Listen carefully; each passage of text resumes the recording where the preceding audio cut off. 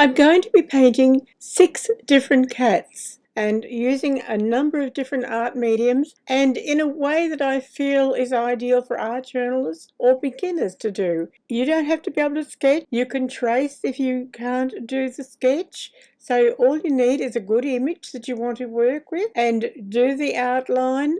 Work with whatever art materials you have got. I sketch this image in first and then I do a lot of painting. And I've worked with both ink with a fountain pen and then with a brush, and I've come in with a bit of colouring pencil to complete this work. And it's just very simple. I don't try to do any great detail. I'm not trying to do fine art for this.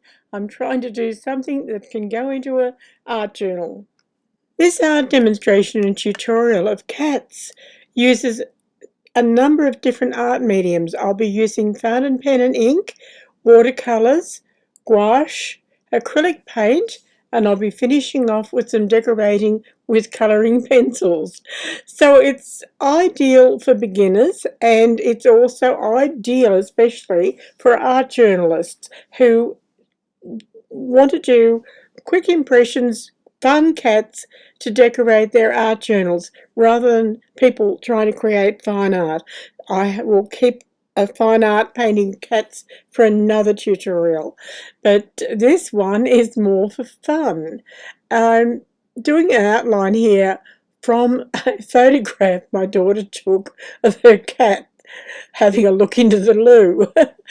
And I'm just working with one of my favourite fountain pens and with permanent ink.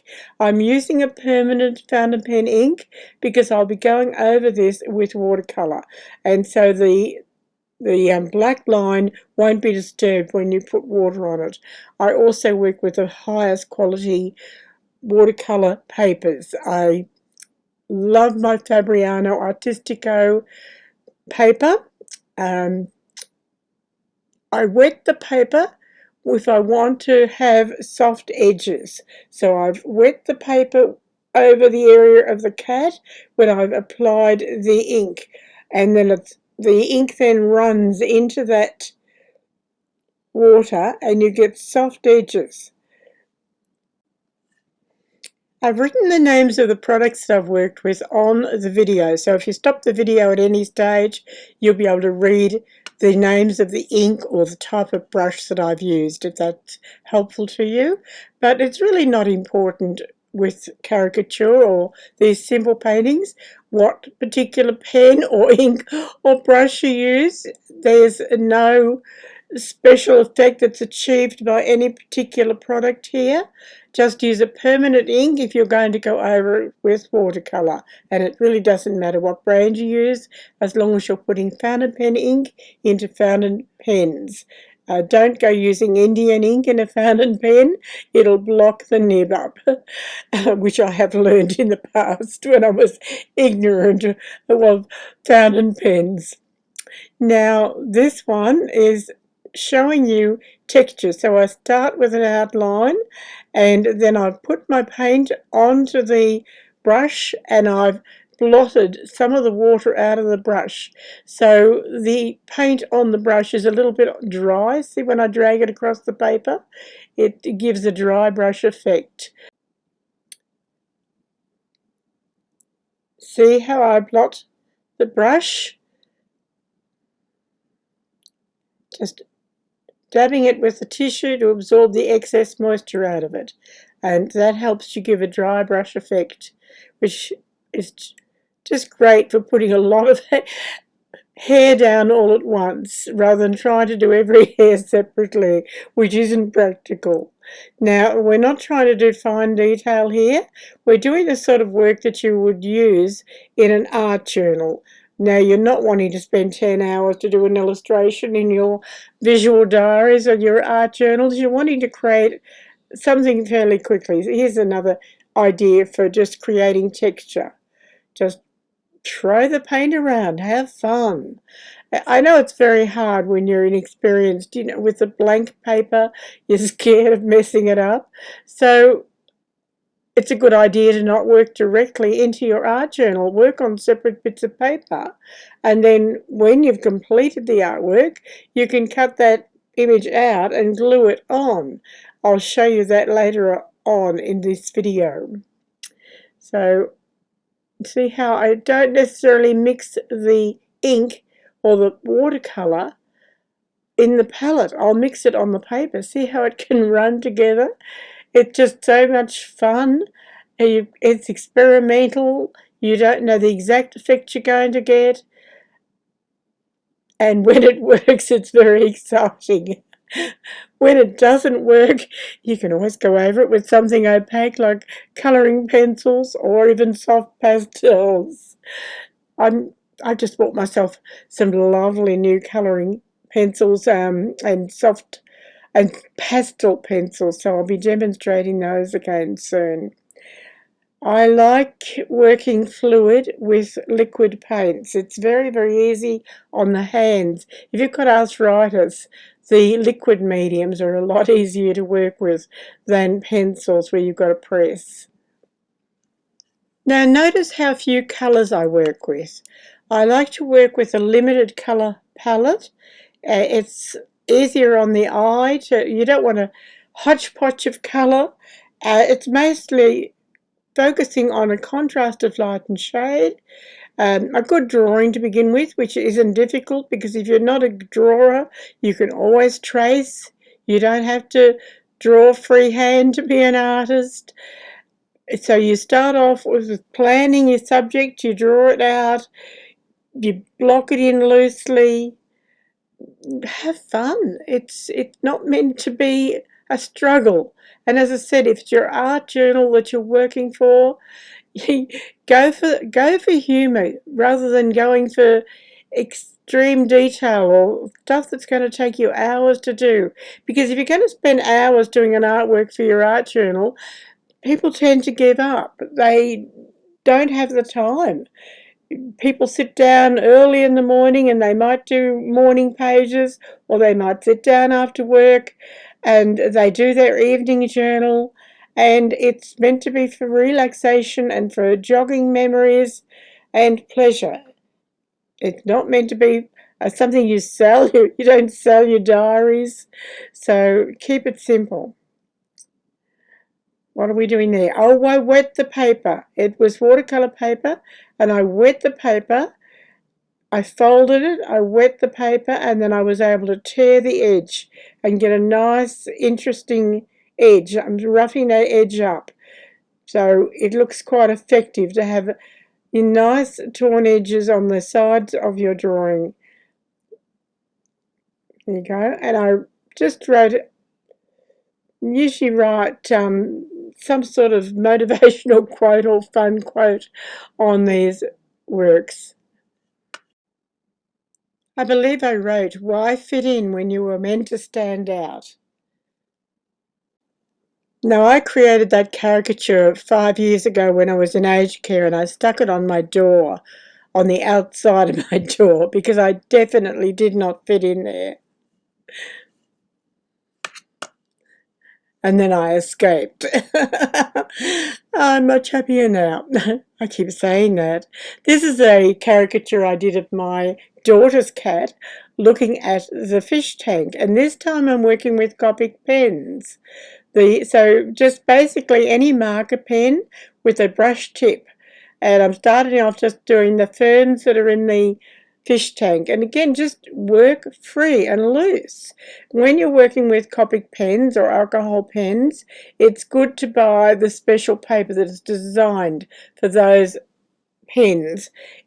They're papers where the ink won't absorb too much into the paper. They usually have some sort of a glossy finish, and that's more economical on your pen.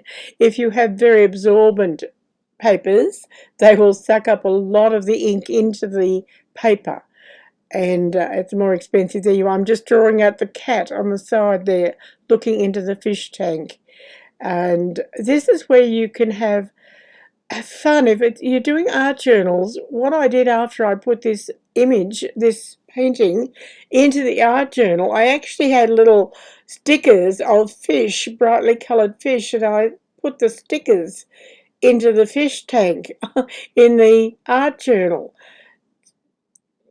There I added some water to the side and allowed the paint to bleed into the shadows there.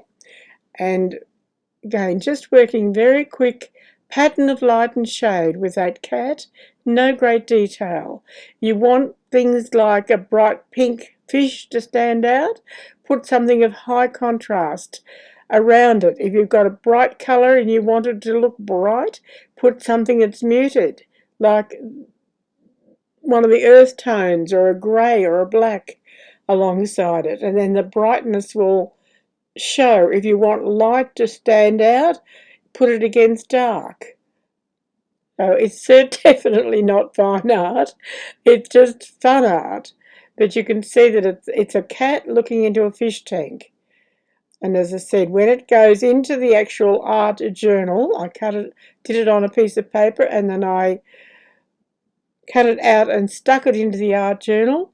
I then added the brightly coloured fish. I'm just putting a fishing line there with a fishing rod coming down to the cat, just all being done for fun.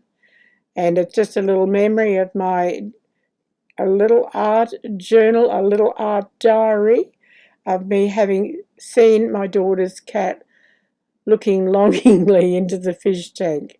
And this is what an art journal is all about, doing things that are personal, things that are memories. And here's another one that I've done, again, caricature. And I did this as a birthday card, and I've done it with acrylic gouache. So this is basically an acrylic paint that's very liquid. It's not textured. It's not in a paste form, it's in a more liquid form. And I have used a lot of colours in this because, as I said, it's a quick, it's a fun, and it's a birthday card. That's my cat down getting a cuddle on the corner there. This is going back now probably 6-7 years ago. I did this before I went into aged care. That was my biggest sadness about going into aged care. I went in basically because my husband had to go in, and I didn't want us to have to separate. So I also qualified. So I dutifully went in and stayed there for 25 months. It was not for me, unfortunately. And I came out and lived independently for the next 3 years, just visiting him, which was better for me, but sad that that's, part of do art to help you when life isn't exactly the way you want it. Do your art journals, have fun, do some caricature.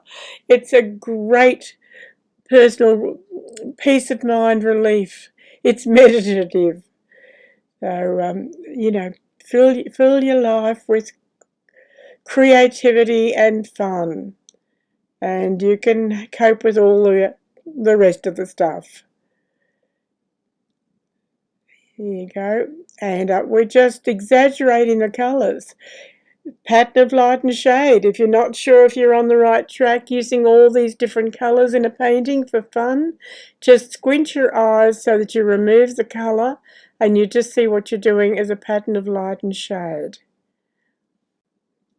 Well, I did say this was not going to be fine art. It's just folk art type of stuff. It's decorative art. As I said, I turned this into a birthday card. Just happy birthday. Happy life.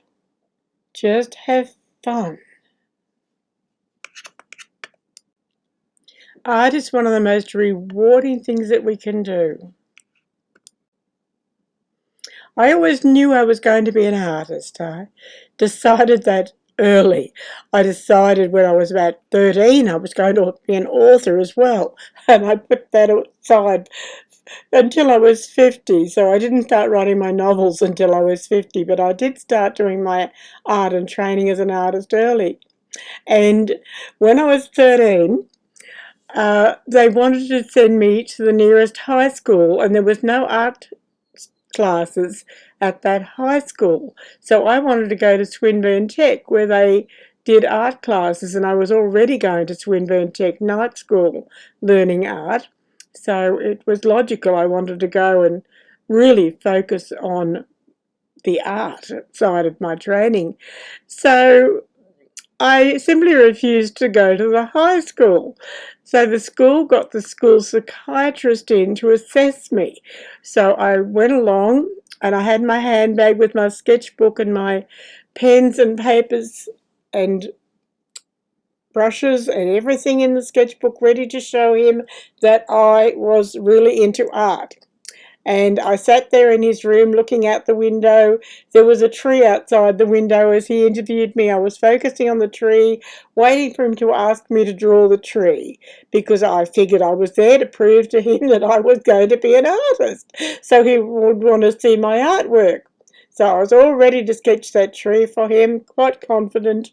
So we finished the interview and I went out and he called my mother in. And without ever having looked at my art or getting me to do art, he told my mother I had no artistic talent and anybody who wanted to be an artist was just doing attention-seeking devices. You might like to tell me in the comments if you've ever had such attempts to squash your desire to be an artist or to create nice caricature of fun art for your journals. Here I am just decorating with my colouring pencils. Instead of putting washi tape down or decorative stickers, I'm just sitting here with the colouring pencils and putting up my own borders. It's fun, it's easy, and I've got a bit of washi tape stuck on the side of the paper, and that's my inspiration. So the little colouring pencil sketch that I'm doing as a border to this picture painting that I did of this cat in acrylic paint is the inspiration for the hand coloured in border that I'm putting down. And you saw me earlier, I took the canvas that I'd painted the cat on when the painting was dry and I glued it into my art journal. So your art journal can be a real combination, and the things that you're not confident of going straight into the journal with, like the painting, you can do, as I said, on the paper or the canvas, allow it to dry and then glue it in, and you're not worrying about whether or not the work is going to be good enough to go into the journal. You can do it first. So I do a lot of doing my paintings separately and gluing them in rather than doing it straight into the journal. But colouring pencils are great for this border decoration. You don't need to have to buy all your embellishments. You can have fun doing them yourself with colouring pencils just while you're relaxing. So you can see you can work with a wide range of art materials in an art journal. In this one I've used ink, watercolour, acrylic gouache, and this one here is done with oil paint onto canvas. So just whatever you've got. I use Copic pens too. So anything you've got, just have fun. You can augment it with some embellishments if you like, but you're not confined to having to buy decorative things to stick on. We are all artists.